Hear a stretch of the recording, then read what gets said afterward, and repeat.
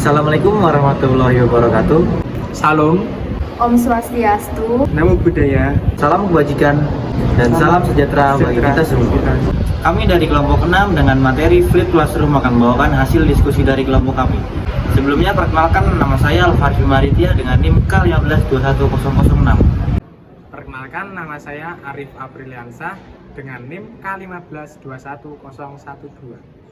Perkenalkan, nama saya Nilam Septionur Azizah dengan NIM K1521044. Perkenalkan nama saya Rida Indrawardana dengan NIM K1521052.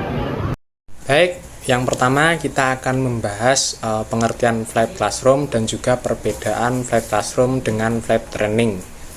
Flipped classroom adalah bentuk pembelajaran blended melalui interaksi tatap muka dan virtual online yang menggabungkan pembelajaran sinkron atau sinkronus dengan pembelajaran mandiri yang asinkronus. Pembelajaran sinkron biasanya terjadi secara real time di kelas. Peserta didik berinteraksi dengan seorang pengajar dan teman sekelas serta menerima umpan balik pada saat yang sama.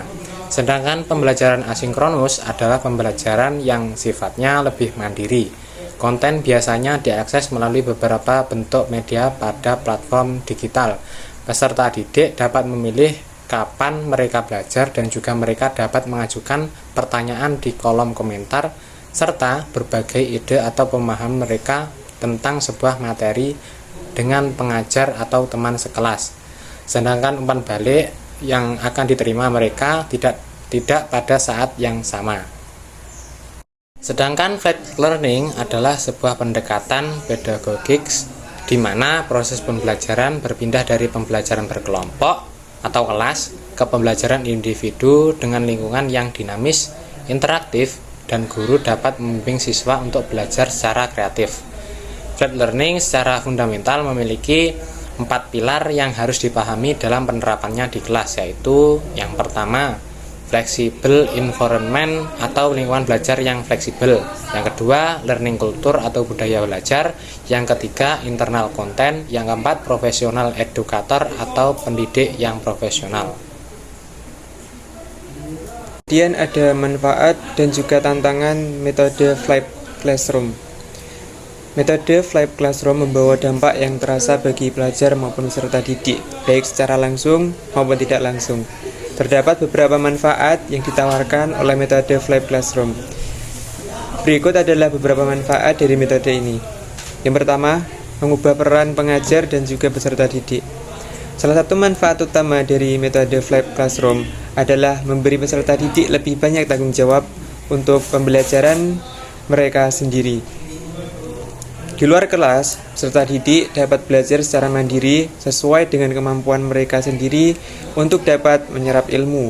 Mereka dapat mengatur waktu ataupun tempat yang paling nyaman untuk mereka belajar. Mereka juga dapat mengulang apabila ada materi yang masih belum mereka pahami. Oleh sebab itu, pembelajaran menjadi lebih berpusat pada peserta didik atau student-centered learning. Selain itu, flipped classroom juga memungkinkan pengajar untuk mendedikasikan lebih banyak waktu di kelas untuk kegiatan pembelajaran yang menarik dan interaktif atau proyek yang sifatnya lebih menekankan pada praktik. Metode flipped classroom dibagi menjadi 3 kegiatan, yaitu sebelum kelas dimulai atau pre-class, saat kelas dimulai atau in-class, dan setelah kelas berakhir atau out of class. Sebelum kelas dimulai, peserta didik sudah mempelajari materi yang akan diberikan oleh guru, sehingga diharapkan peserta didik dapat meningkat dalam hal mengingat atau remembering dan mengerti atau understanding dalam materi.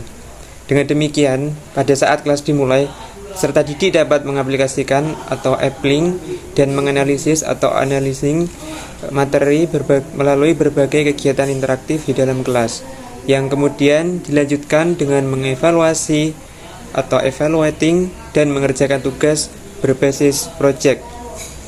Projectnya itu adalah project tertentu sebagai kegiatan setelah kelas berakhir atau grading. Baik, selanjutnya saya akan membahas tentang manfaat dan tantangan pada metode flipped classroom. Nah, pada metode flipped classroom ini membawa dampak yang terasa bagi pelajar maupun pengajar, baik secara langsung maupun tidak langsung. Terdapat beberapa manfaat yang ditawarkan oleh metode flipped classroom ini. Yang pertama yaitu mengubah peran pengajar dan peserta didik. Salah satu manfaat utama dari metode flipped classroom ini ialah memberi peserta didik lebih banyak tanggung jawab untuk pembelajaran mereka sendiri. Seperti halnya di luar kelas, peserta didik dapat belajar secara mandiri sesuai dengan kemampuan mereka untuk dapat menyerap ilmu. Mereka juga dapat mengatur waktu ataupun tempat yang paling nyaman untuk mereka belajar.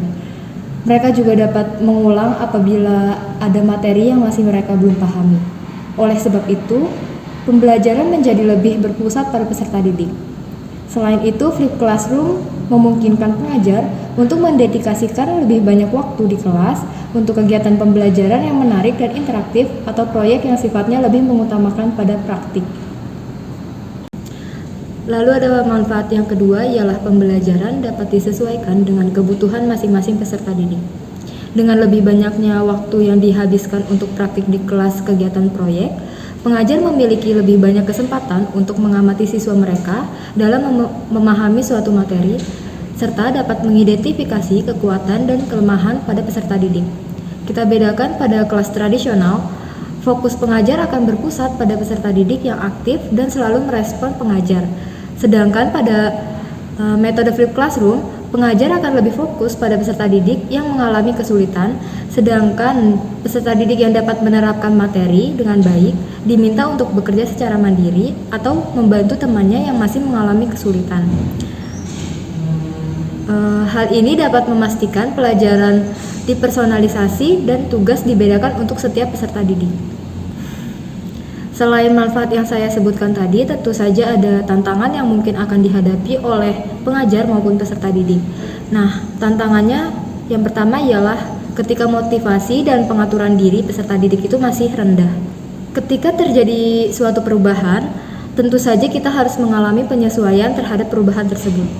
Nah, peserta didik yang sebelumnya terbiasa dengan metode belajar konvensional akan mengalami hambatan dalam menerapkan metode flipped classroom, sehingga mengakibatkan siswa menjadi kurang motivasi dan pengaturan dirinya rendah. Nah, pada tantangan ini, peran guru sangatlah penting untuk mendampingi proses adaptasi. Baik, yang terakhir adalah kesimpulan. Jadi kesimpulannya itu yang pertama kelebihannya. Kelebihannya itu menurut Basel tahun 2015 nomor 34. Kelebihan strategi flipped classroom antara lain adalah 1. Waktu di kelas lebih banyak. Yang kedua, kesempatan untuk pembelajaran yang dipersonalisasi. Terus yang ketiga, ada kesempatan untuk belajar yang berpusat pada siswa. Yang keempat ada interaksi antara siswa dan guru lebih banyak. Dan yang kelima, peningkatan motivasi siswa. Dan yang keenam, lingkungan belajar yang penuh dengan alat yang familiar. Lalu menurut Ulfa itu ada siswa dapat mengulang-ulang materi tersebut hingga ia benar-benar paham materi. Tidak seperti pada pembelajaran biasa, apabila murid kurang mengerti, maka guru harus menjelaskan lagi hingga siswa dapat mengerti. Siswa dapat mencari informasi dari manapun yang mendukung materi tersebut. Lalu ada kekurangannya. Kekurangannya menurut Skiller tahun 2013 nomor 63. Kekurangan flipped classroom antara lain adalah siswa yang baru mengenal metode ini butuh adaptasi karena belajar mandiri di rumah. Konsekuensinya, mereka tidak siap dengan pembelajaran aktif di dalam kelas. Solusi masalah ini dengan cara memberikan kuis, salah satunya online di kelas, memberikan PR untuk referensi informasi.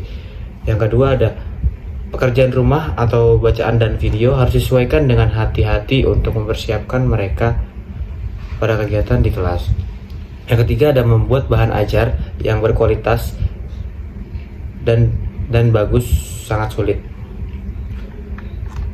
Yang terakhir ada berdasarkan pendapat ahli di atas bahwa siswa membutuhkan adaptasi untuk belajar mandiri di rumah dan butuh waktu yang ekstra untuk benar-benar bisa memahami materi yang dipelajari.